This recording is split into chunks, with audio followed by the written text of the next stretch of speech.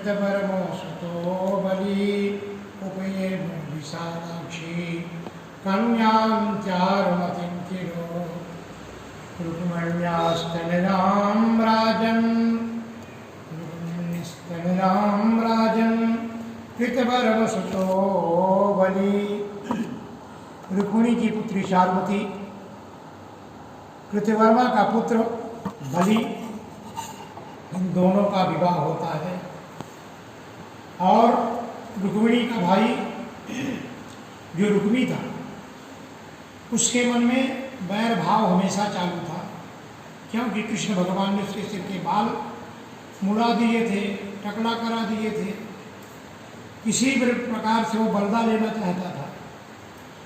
अब उसने रुक्मिणी की पौत्री, रुक्मिणी का पौत्र और रुक्मी की पौत्री अनिरुद्ध और रोचना के साथ फिक्स हुआ।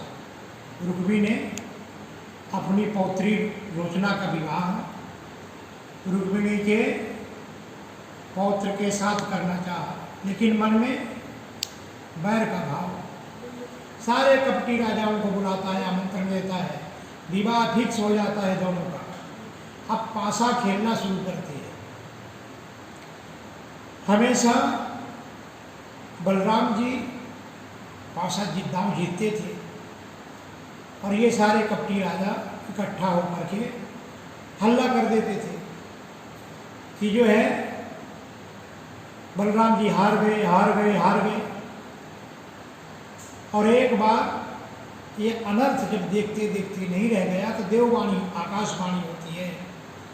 तदा ब्रवीण नभो वाणी बले नहीं भजितो ब्लहार धर्म तो वचने नहीं वो रुक्मी बदती वै मृषा।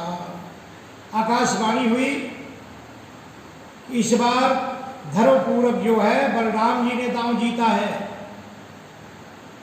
रुक्मी का कहना सरासर झूठ है, उसने नहीं जीता है। और इस प्रकार की जब आकाशवाणी हो गई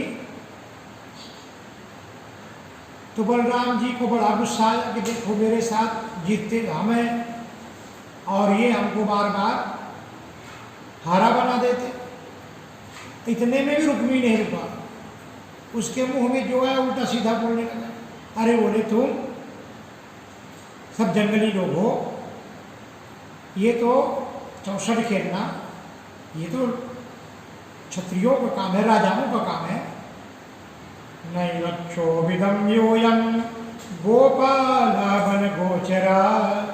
अरे तुम गाय जंगल में रहने वाले, गाय भैंस चराने वाले, और तुमको क्या मालूम। इनको बड़ा गुस्सा आया, इनने उठाया मूसा और रुक्मी के सिर में दे मारा। गोपाल कृष्ण भगवान की जय। अब रुक्मिणी के भाई की मृत्यु हो गई। अब बारात लेके पहुंचे थे, विवाह तो धूमधाम से कर लिया, मांगलिक कार्य संपन्न हुआ। लेकिन पहले भी पत्रकार थे, है ना, आज के पत्रकार अब पहले भी पूछने वाले थे। अब कृष्ण भगवान के पास गए, पूछने लगे महाराज इस घटना में आप क्या बोलना चाहेंगे, क्या कहेंगे। कृष्ण भगवान विचार करते हैं, अगर मैं बोलूँगा कि दाऊ भैया ने अच्छा किया तो रुक्मिणी बोलेंगे कि मेरे साले को जो है ना, मेरे भाई को मार डाले और ये बोलते कि अच्छा किया। अगर मैं ये बोलूँगा कि दाऊ भैया ने गलत किया तो दाऊ भैया को जो है बड़ा वो आएगा कि इसके साले सब जो है मेरा अपमान कर रहे थे और मैंने बोल दिया। तो अब कृष्ण भगवान से पत्रकार पहुँच गए, इस घटना में क्या कहेंगे, क्या बोलेंगे। निहिते रुक्मिणी श्यालो ना ब्रवीत साधु साधुवा रुक्मिणी बलयो राजन स्नेह भंग भयाधरी। अब भगवान ने इसमें ना बोलना उचित समझा। क्यों कि अगर मैं बोलता हूँ कि दाऊ ने गलत किया तो दाऊ भैया को गुस्सा आएगा। मैं बोलूँगा अच्छा किया तो रुक्मिणी को गुस्सा आएगा। तो रुक्मिणी बलयो राजन स्नेह भंग भयातरी, इसमें ना बोलना उचित है तो किसी को दुख नहीं होगा। किसी का प्रेम। इस प्रकार से भगवान ने कुछ भी बोले नहीं। लोग पूछते रहे भगवान बोलना, तो ये सब जीवों के लिए शिक्षा है, कहाँ क्या बोलना क्या नहीं बोलना। ये भगवान स्वयं को भागवत में भी इस प्रकार का वर्णन है। गोपाल कृष्ण भगवान की जय। अब परीक्षित प्रश्न करते, प्रभु मैंने सुना हो कि यदुवंश रोगन अनिरुद्ध जी का और बाणासुर की पुत्री उषा का विवाह हुआ, इसमें झगड़े भी हुए। इस विवाह का क्या प्रभुत्व था और झगड़े क्यों हुए थे? सुखदेव जी वर्णन करते राजन, महात्मा बलि की कथा तो तुम बहुत अच्छे ढंग से सुने हो। 52 रूपधारी भगवान सारी पृथ्वी का दान कर दिया। उनके 100 लड़के थे, उनमें से सबसे बड़ा बाणासुर था और दैत्यराज बलि का औरस पुत्र था। शिव की महान भक्ति करता था। उन दिनों वो परमरमणीय सोनितपुर में राज्य करता था। भगवान शंकर की खूब सेवा करता था, खूब बंदगी बजाता था। जब भगवान भोलेनाथ तांडव नृत्य करते थे तो अपने 1000 हाथों से भगवान का बाजा बजाता था। भगवान भोलेनाथ प्रसन्न हो गए। समस्त भूतों के स्वामी हैं। बाणासुर ने कहा, प्रभु तुम्हारी जो इच्छा है, आपकी जो इच्छा मेरे से मांग लो। बाणासुर से भगवान भोलेनाथ कहते हैं कि तुम्हारी इच्छा है वो मुझसे मांग लो। बाणासुर ने कहा, भगवान आप मेरे नगर की रक्षा हमेशा करना। अब बाणासुर ने वरदान मांग लिया कि आप मेरे नगर की रक्षा करना। एक दिन बल पौरुष से घमंड में चूर चूर बाणासुर शंकर जी के चमकीले मुकुटों को छूकर प्रणाम किया। लोग चरण छू के प्रणाम करते, वो सिर को प्रणाम करते। प्रभु आप समस्त चराचर के स्वामी हैं, मेरे को भी मनोरथ, मेरा भी मनोरथ पूर्ण करो। बोले तेरा क्या मनोरथ है? प्रभु ये 1000 हाथ है ना, ये तो सिर्फ भार बने मेरे लिए भार है। एक बार मेरे बाहों में लड़ने के लिए इतनी खुजलाहट हो रही है कि मैं किसके साथ युद्ध करूं। जिनके पास जाता हूं वो सब भाग जाते हैं। जब मैं अपने बाहों से पहाड़ों को तोड़ फोड़ डालता हूं, फिर भी मेरी इच्छा पूर्ण नहीं होती। ऐसे उठपटांग बातें सुनकर के जो है शंकर जी को बड़ा क्रोध आया। अरे मूढ़, ये ध्वजा है ना, जिस दिन टूट के नीचे गिर जाएगी उस दिन तेरे जो है 1000 भुजाओं को तोड़ने वाला तेरे सामने, तेरे समान योद्धा तेरे सामने प्रकट होगा, तेरा घमंड चूर चूर कर देगा। शंकर जी के आदेशानुसार तब तक तू युद्ध की प्रतीक्षा कर। आप शंकर जी ऐसा बोल दिए, युद्ध की प्रतीक्षा करने लगा। एक दिन की बात है कि बाणासुर की पुत्री थी उषा। कृष्ण भगवान के पुत्र है अनिरुद्ध। बाणासुर जो है, बाणासुर की पुत्री उषा स्वप्न देखती। स्वप्न में एक सुंदर पुरुष को देखती और मोहित हो जाती। मोहित होने के बाद उसकी जो सखी थी, बाणासुर का मंत्री था कुभांडव, उसकी बेटी का नाम था चित्रलेखा। उषा और चित्रलेखा की बड़ी मैत्रिणी थी दोनों आपस में। इसने जब पर पुरुष को जो है रात में देखा कि मैंने विवाह किया, ऐसा किया वैसा किया, सुबह उठती है तो चित्रलेखा को बताती है। दृष्ट्वा कश्चिन्नर स्वप्ने श्याम कमल लोचनम, मैं स्वप्न में ऐसा सुंदर पुरुष देखा हूँ, कमल लोचन, पीतवासा बृहद बाहु योषिताम हृदयंगमा, बड़ा सुंदर। और मैंने उसको हृदयंगम अपने हृदय से लगा लिया। अब चित्रलेखा जो है सबका चित्र बनाने लगती।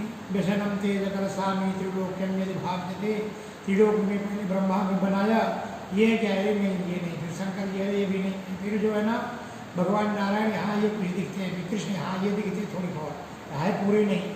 फिर जो है अनिरुद्ध के ऐसा करते करते प्रद्युम्न फिर अनिरुद्ध का बनाए तो हाँ बोले यही है। अब वो माया भी थी, रात में उनने जो है सारे यदुवंशी द्वारिका में सो रहे थे, अपनी मायावी विद्या जिनको खाट सहित अपहरण कर लगे, जहाँ वो सोए थे पलंग सहित उड़ के चली गई। तत्र सुप्तं सुपर्यङ्के प्रद्युम्नं योगमास्थिताः गृहीत्वा शोणितपुरं सख्ये प्रियं दर्शयत। तत्र सुप्तं सुपर्यङ्के, पर्यंक सहित पलंग सहित उठा के लेके गई, और जब उनकी आँख खुली तो वहाँ उषा के सामने पान भोजन भक्तम बाके, वहाँ पर उनका भोजन खाना पीना ऐसो आराम जो है शुरू हो गया। एक दिन उनके गुप्तचर बाणासुर के अंदर जाते और देखते हैं कि यहाँ कोई पर पुरुष है। बाणासुर को आगे बता देते कि महाराज तुम्हारे बेटी का जो है कुमारापन नष्ट हो चुका है, और पहरेदार सारा वर्णन जो है बाणासुर को बताते हैं।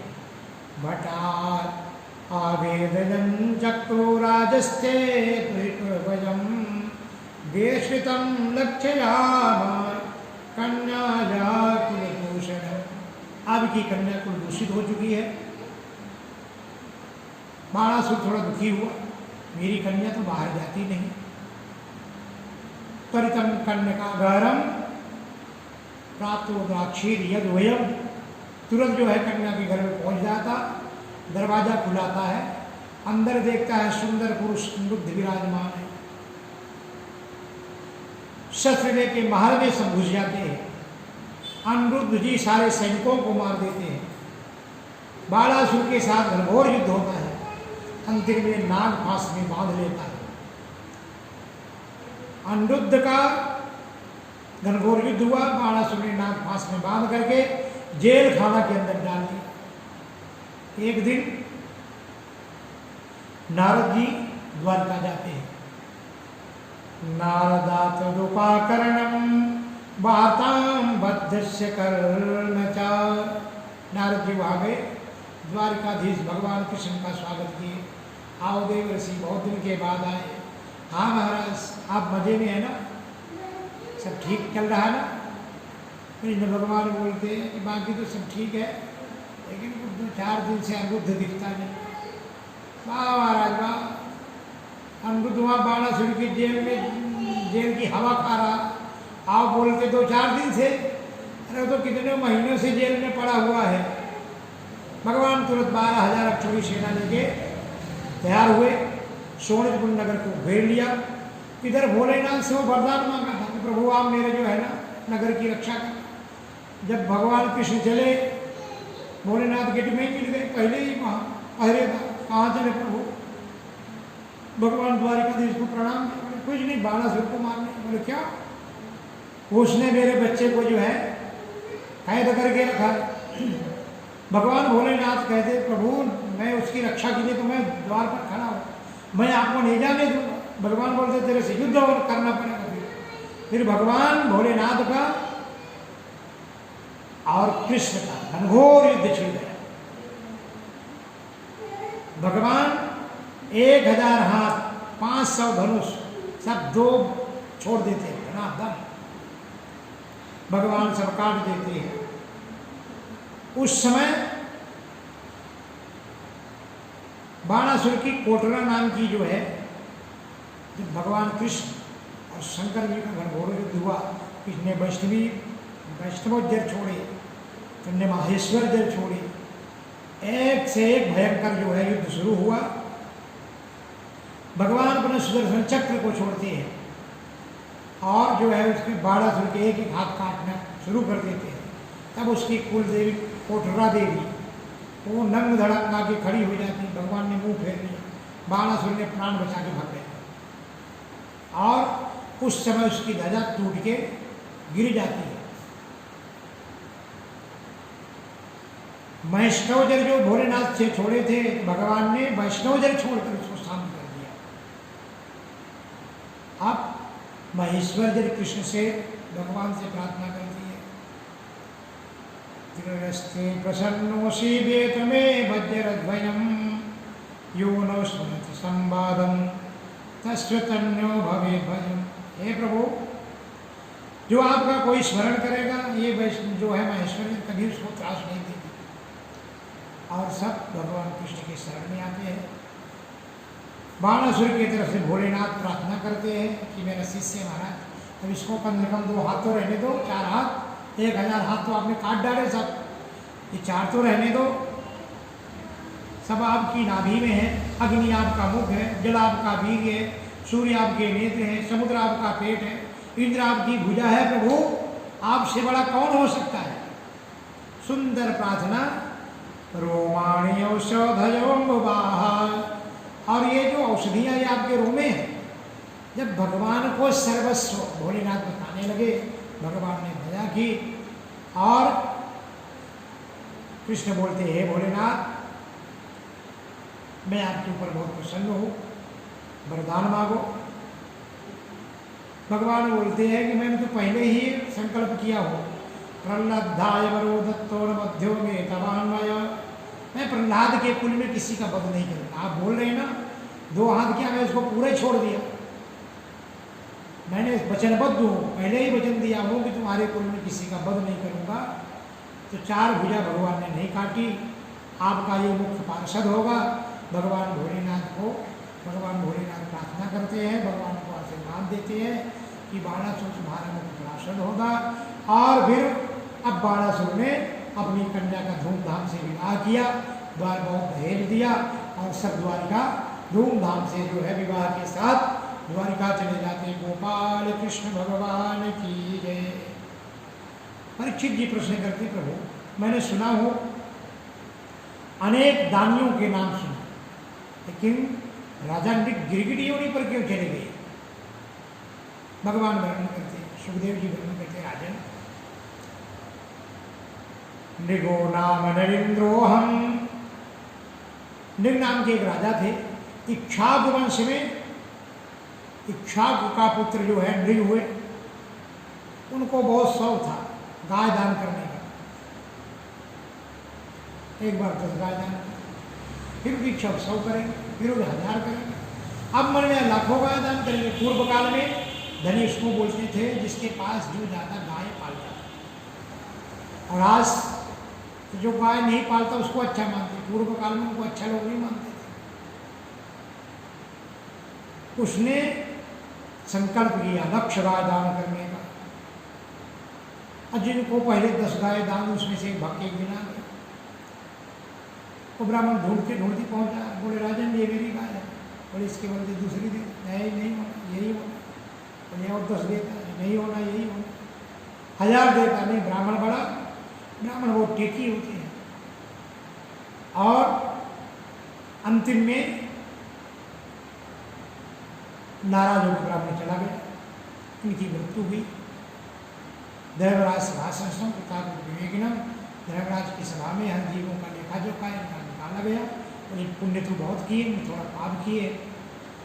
तो धर्मराज ने प्रश्न किया, आप पुण्य भोगना चाहते हैं पाप? पुण्य तो इतना है कि आप कितने दिव्य वर्षों भोगोगे फिर भी कम नहीं होगा।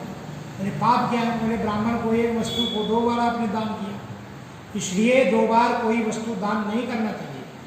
एक एक न दातव्यम बहूनाम कदाचन, एक बार वस्तु अगर 2 बार दान की जाती है, कोई दान लेकर के भी उसको 2 ठिकाने बांटा जाता है, तो लेने वाले को नरक जाना पड़ता। दातारम नरकम व्रजेत। अगर एक वस्तु को 2 बार उसने दान किया, समझो मैंने पैसा लिया और उसी को फिर मैंने विभाजन करके ये किया, लेने वाला ही नरक जाएगा। एक एक दातव्यम बहुनाम कदाचन। अब इनका जो है निर्णय हुआ कि भाई तुम जो है ना, ब्राह्मण नाराज हुआ है आपके ऊपर, और उसके जो हक के जो आपने दान किए तो छीन करके फिर जो है दूसरे को दान किए हो, उनसे लेकर के दूसरे को दान किए हो, इसलिए तुमको ये पाप लगता है कि तुम गिरगिट योनि पर जाके जन्म लो। क्या करोगे? पुण्य भोगोगे? सोचो, आज तो कितने गिरगिट तैयार हो, किसी का भी जो है ना दान कहीं से लेना देना किसी को, ये तो महान पाप है, कितनी गिरगिटी बनेगी, कितने साल की योनि बन जाए। कृतालासं गिरनिभं वीक्षं विषमाच मानसाः। अब गिरगिटी योनि पर इनका पतन हुआ, गिरगिटी योनि पर चले गए। भगवान के जो है पुत्र और पौत्र ये सब खेल रहे थे, अपनी चरक कुआं में डालते हैं, ये साइड पकड़ के आता है।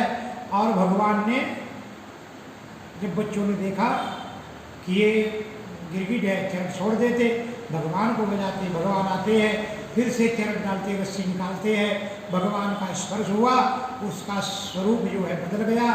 अब तो सुंदर स्वरूप में राजा मृग बन गया। भगवान कृष्ण ने पूछे कि आप कौन हैं? वो बड़े अकड़ के साथ बोलने लगा। राजा मृग का परिचय देता है बड़े घमंड के साथ, अकड़ के साथ, क्या आप जानते नहीं क्या? अगर दानियों में कहीं नाम निकलता है वो भी इक्ष्वाकु पुत्र राजा मृग का निकलता है। मैं कौन हूँ?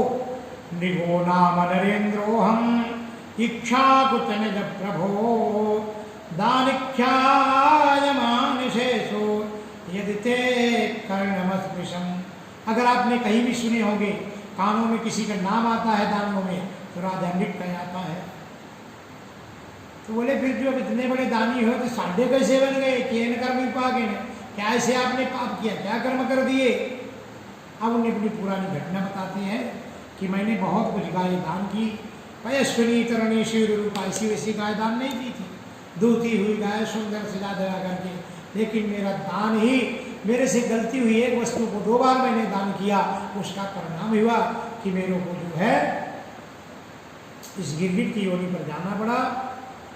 अब हे देवदास योगेश्वर, अब हमारे पर आप कृपा करें।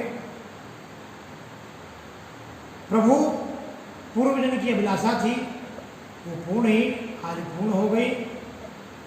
प्रभु से जो है राजा ने वरदान प्राप्त करते, भगवान उनको जो आशीर्वाद देते। अनुजनिमाहिमां कृष्णं यान्तं देवगतिं प्रभो, अनुजानीयमां कृष्णं यान्तं देवगतिं प्रभो, यत्र कापितश्चेतो भूयामि तत्पदास्पदम्। भगवान की सुंदर प्रार्थना करते हैं, प्रभु एक बार अपना दास बना देना। भगवान की राजा ने प्रार्थना किए, नमस्ते सर्वभाय, नमस्ते सर्वभावाय, ब्रह्मणे नंद शक्तये, कृष्णाय वासुदेवाय, योगानां पतये नमः। भगवान इस सबको उद्देश्य बना करके जो है अपने पुत्रों को आदेश देते हैं, देखो पुत्रों, कृष्णम परजनम प्राह, भगवान देव की सुता कि पुत्रों कभी ब्राह्मण का तिरस्कार नहीं करना, कभी ब्राह्मण को नहीं दुखाना। दुर्जनम बद ब्रह्मष्टम भुक्त ग्रामीणापि, अगर कोई अपना कल्याण चाहता है तो ब्राह्मण को कभी विरोधी नहीं बनाना। विष खाने से चिकित्सा हो सकती है, औषधि मिल सकती है। मैं हलाहल विष पान कर सकता हूँ, है ना? ना हम हलाहलम मन्ये विषम यस्य प्रतिक्रिया, ब्रह्म से विषम प्रोक्ता ना से प्रतिविधि भी। लेकिन ब्राह्मण के श्राप से कोई नहीं बचा सकता। लोग दगड़ को पचा सकते, विष को पचा सकते, लेकिन ब्राह्मण की संपत्ति कभी नहीं पची सकती। वो जबरदस्ती ली जाए कि छल कपट से उसके साथ लिया जाए, कैसे भी अगर ब्राह्मण की संपत्ति अपने अंदर आई है तो फिर जो है वो नाश ही करती है। और ये बला में तो बहुत ऐसे उदाहरण भी हैं। हिनस्ति विषयामत्यं वन्यप्रं पश्यति, कुलं समूलं दहति ब्रह्मस्वानि पावका। हलाहल विष केवल खाने वाले को मारता है, उसके प्राण लेता है, आग जलाती है, एक जगह को जला देती है। लेकिन ब्राह्मण की जो आग पैदा होती है उससे न कुल बचता है, धन बचता है, सारा कुल समूह से नष्ट हो जाता है। इसलिए ब्रह्मस्वं दुर्ज्ञातम भुक्तम मंत्री त्रिपुरुषम। ब्राह्मण तो प्रसाद होता है, ब्राह्मण का प्रसाद लेना चाहिए। प्रसादम तो वदाम भुक्तम दश पूर्वाम दश पराम। ब्राह्मण की अगर आशीर्वाद मिला तो ब्राह्मणों सबकमासी, वेद नारायण बोलते ब्राह्मण मेरा मुख है, भगवान बोलते ब्राह्मण मेरा मुख है। और मेरा मुख ने जो बोल दिया वो मेरे को मान्य है। इसलिए जो ब्राह्मण को रुलाता है, उनकी एक बूंद भी अगर जितने बूंद इस पृथ्वी पर पड़ते हैं उतने वर्ष उनको नरक भोगना पड़ता है। गृह्णन्ति यावतः पंशुं क्रंदता अश्रुबिंदवा। अगर ब्राह्मण के अश्रुबिंद इस जमीन में पड़ते हैं, विप्राणाम मधुवृत्तीनाम वदान्यानाम कुटुंबिनाम, उतने वर्षों तक वो कुंभी पाकित नरक में पड़ता है। जो दान देता है, दान लेकर के दान हरण करता है, स्वयं दत्ता पर हत्ता च ब्रह्मवित्ति हरे चया षष्ठ वर्ष सहस्राणी विष्ठाजाम जयते। वो 60,000 वर्ष तक संडास का खड्डा होता है ना, उस खड्डे में कीड़ा बन करके जन्म लेता है। षष्ठ वर्ष सहस्राणी विष्ठाजाम जायते कृमि, ऐसा भागवत में डायरेक्ट वर्णन किया है। ब्राह्मण गाली दे, श्राप दे, फिर भी सिर उठाकर उसको कभी नहीं देखना चाहिए। विप्रम कृतकस्मपि नैवं वृत्तिमामकाः ग्रंथम बहुशपंतम वा नमस्कुर्वन्त नित्य सह, उसको नित्य नमन से ही अपना कल्याण होगा। मेरी आज्ञा का उल्लंघन करने वाले को मैं दंड दूंगा। भगवान कृष्ण अपने पुत्रों को निमित्त बनाकर बोलते हैं, एवं विश्राव्य भगवान मुकुंदो द्वारकाधीशः पावना सर्वलोकानां विवेशम निज मंदिरम। जगत कल्याण के लिए भगवान ने सुंदर उपदेश देते हैं। गोपाल कृष्ण भगवान की जय। एक बार बलराम जी और श्री कृष्ण जी कहते, चलो हम सब ब्रज घूम के आते हैं, 2-4 दिन वहाँ रहेंगे, और इतना दिन हो गया, गर्मियों की छुट्टी आती, कभी हम वहाँ जाते नहीं, इस बार तो छुट्टी जो है ब्रज में बनाएंगे। कृष्ण बोले, भाई दाऊ भैया, इस बार आप अकेले घूम कर आओ, फिर अगली बार हम सब चलेंगे। वहाँ पहुँचने के बाद गोपी नंद बाबा सारे मित्र सब मिलते हैं। कचिन्नो बांधवा रामो सर्वे कुशलमासते, सबका हाल समाचार एक दूसरे के समाचार पूछते हैं। और ग्वाल वाल सब बलराम जी से बोलते हैं, चलो बहुत गर्मी पड़ती है, अब जो है हम सब जो है यमुना में जल क्रीड़ा करके आते हैं। बलराम जी बोलते हैं, यमुना जाने क्या करें, हम यही बुला देते, तो यमुना जल क्रीड़ा यही कर लेंगे। आजुबाय यमुना नहम सालाजुहा यमुना नहम जल क्रीड़ार्थीश्वरा। बलराम जी आदेश देते हैं, यमुने इधर आओ, हमको जल क्रीड़ा करना है। यमुना जी विचार करती है, ऐसे सब बोलने लगे और हम आने लगे तो हमारा तो कल्याण ही हो जाए। जब यमुना जी ने नहीं सुनी, बलराम जी का क्रोध का पारावार नहीं रहा और अपना मुंह हल उठाते हैं, उठा करके पापे तुम अवज्ञाजो यन्यायासस्मया होता, अरे पापिणी, तू मेरी आज्ञा का उल्लंघना करी है, मैं तेरे को कभी मजा दिखाता हूँ। जैसे उनने हल उठाया, यमुना जी प्रकट हो गई, राम राम महाबाहो न जाने तब विक्रमम।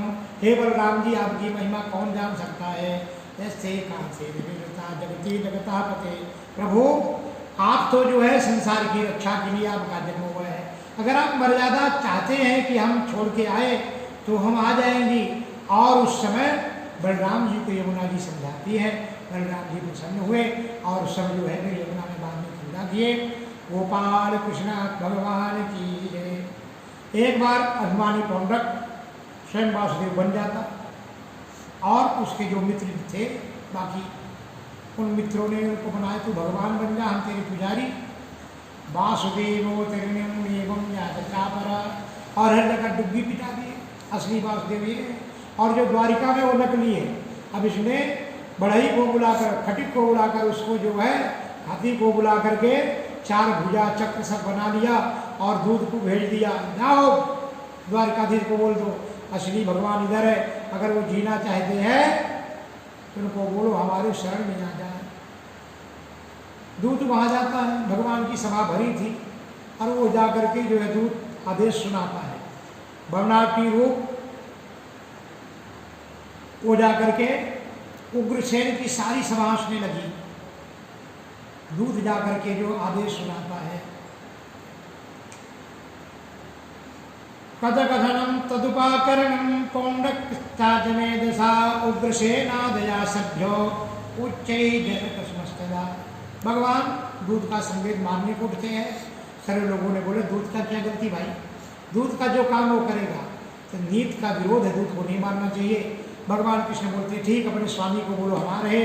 भगवान वहाँ जाते हैं। अब जैसे ही दूत जाके बोलता वो आ रहे, अब पौंड्रक का जो है जी घबराने लगा, भगवान जब वहाँ पहुँचे, सारे जो उसके हितैषी जो पुजारी माल खाने वाले सब भाग गए। पौंडक को भगवान मानने वाले सारे भक्त भक्त पौंडक अकेले बचा। भगवान गए, भगवान को ललकारता है, अपना चक्र दिखाता है, चक्र से उड़ा दूंगा। भगवान ने हंसे कि चलो कैसा भी है, मेरा रूप तो बनाए। भगवान ने अपना सुदर्शन चक्र निकालते हैं, उसका सिर छेदन करते हैं। गोपाल कृष्ण भगवान की ये पौंडक का वध करते, उसका अंतिम संस्कार करते। उसका पुत्र जो सुदक्षिण है, पिता का अंतिम संस्कार करके भगवान उसको राजगद्दी देती है। इसके बाद द्विविध वानर का जो है बलराम जी, द्विविध मित्रता के कारण अहिरों की बस्ती में एक दिन घुसता है। जैसे डकैत डाका डालते उस प्रकार से घुसता है, वृक्षों को रखता हुआ। और बलराम जी मूसल से वृक्ष के टुकड़े भगवान बलराम जी युद्ध करते हैं। द्विविध बलराम जी की छाती में जो है लात मारता है। भगवान बलदेव ने अपना मूसल उठाया, उसके सर में दे पटका। गोविंदाय नमो नमः चारों तरफ जय जयकार हुई। जय शब्दो नमः शब्दो साथ साथ विचामरे। प्रभु अच्छा हुआ, इसका आपने वध करके हम सबका उद्धार किया। गोपाल कृष्ण भगवान की जय। एक बार दुर्योधन की लकड़ी थी। गोपाल कृष्ण भगवान की जय। दुर्योधन सुताम राजन लक्ष्मणा समितिं जजार स्वयं रस्थाय मा शंभो जाम्बती सुता। एक बार दुर्योधन की पुत्री लक्ष्मणा, उसका स्वयंवर था। जाम्बती का पुत्र शाम, उसे उठाकर रथ में बैठा ली। कौरवों को गुस्सा आया, उसके साथ युद्ध किए, उसको पकड़ लिए।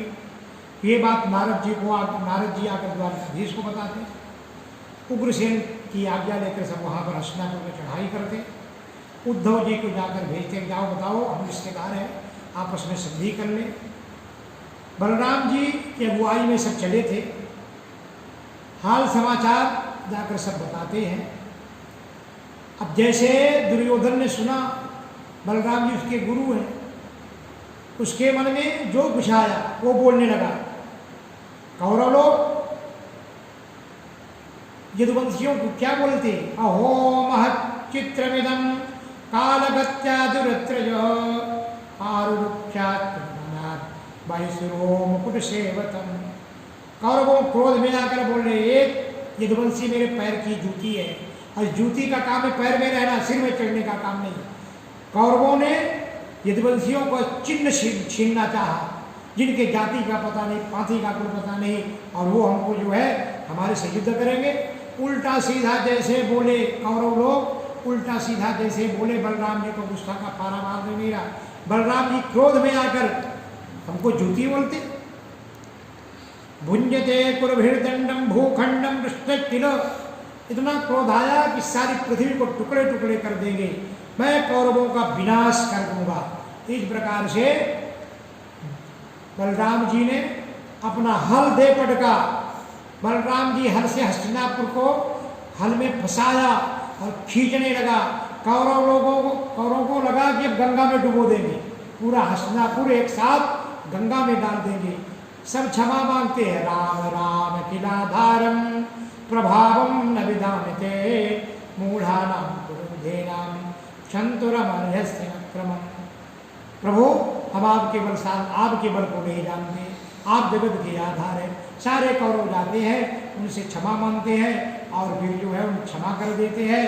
दुर्योधन अपनी पुत्री लक्ष्मणा का विवाह धूमधाम से करता है, खीर दहेज देता है। और आज भी हस्तिनापुर में गंगा जो है अद्यपिचापुरम मध्य सूचित रामे क्रमम, आज भी गंगा टेढ़ी मेढ़ी है, क्योंकि उस समय बलराम जी ने हस्तिनापुर को नोक में फंसा के खींचा था, तो पूरा गांव खसक गया, तार हो गया। इसलिए आज भी वो जो है वहाँ जगह पर गंगा जी आज भी टेढ़ी मेढ़ी दिखाई देती है। और दहेज देकर के धूमधाम से डर गए बलराम जी से, और धूमधाम से शादी विवाह हुआ और फिर कन्या का विदाई किए।